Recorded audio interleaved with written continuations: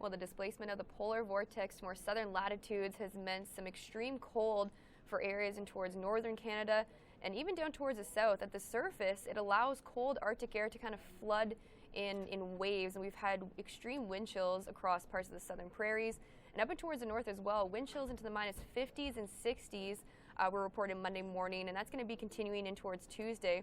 Down towards the south, extreme cold with wind chills into the minus 40s for the southern prairies will start to alleviate throughout the day on Monday. But just in comparison, the east, Halifax, a forecast high of 9 degrees on Monday, feeling pretty much about 60 degrees warmer than parts of northern Canada. And just something to keep in mind, wind chills below minus 55 or more, if you have exposed skin, your skin can actually freeze in less than 2 minutes.